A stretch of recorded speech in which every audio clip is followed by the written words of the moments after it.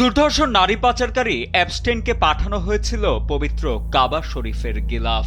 সম্প্রতি ফাঁস হওয়া অ্যাবস্টেইন ফাইলসের নথিপত্রে উঠে এসেছে এমনই চাঞ্চল্যকর এক তথ্য।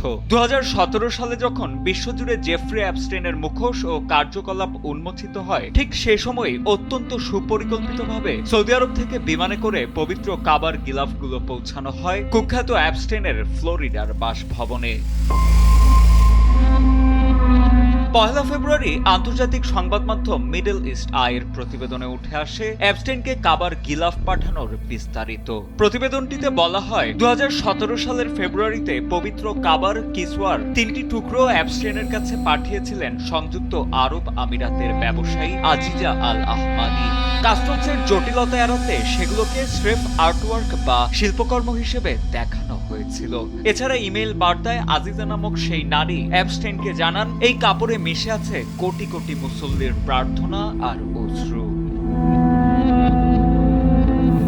মিডল ইস্ট আইয়ের সেই বিস্ফোরক প্রতিবেদনের সত্যতা মেলে সরাসরি অ্যাবস্টেইন ফাইলসের অফিসিয়াল আর্কাইভেও। জেফ্রি অ্যাবস্টেইনের ব্যক্তিগত ইমেইল এবং নথিপত্র পর্যালোচনা করে দেখা যায় এই পবিত্র কিসওয়া পাঠানোর প্রতিটি ধাপই ছিল অত্যন্ত সুপরিকল্পিত।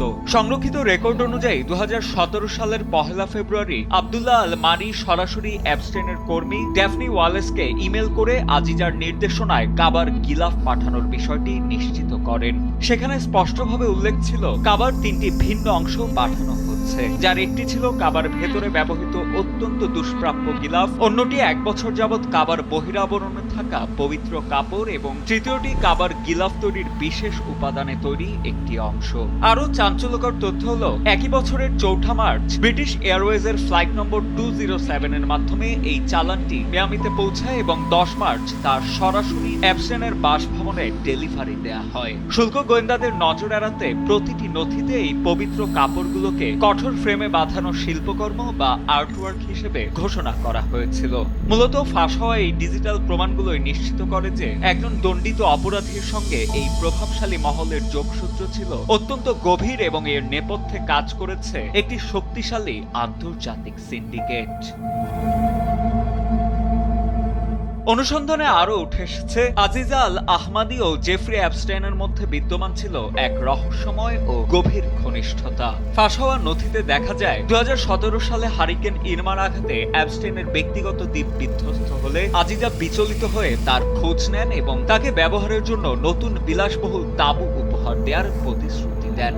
সম্পর্কের এই ঘনিষ্ঠতা আরো স্পষ্ট হয় যখন অ্যাবস্টেইনের সহকারী আজিজাকে একটি বিশেষ ডিএনএ টেস্টিং কিট পাঠান। জন্মদিনের শুভেচ্ছা বিনিময় থেকে শুরু করে নিয়মিত যোগাযোগ সবই প্রমাণ করে যে এই দুর্ধর্ষ অপরাধী আরব বিশ্বের প্রভাবশালী মহলের অত্যন্ত বিশ্বস্ত বৃত্তের একটি অংশ ছিলেন। ইসলামের এমন পবিত্রতম নিদর্শনের অপব্যবহার কি কোনো গভীর ষড়যন্ত্রের অংশ? এ প্রশ্নই এখন বিশ্বজুড়ে জোরালো হয়ে উঠছে। সাজিদ আনিল, ডেস্ক রিপোর্ট, সময় আলো।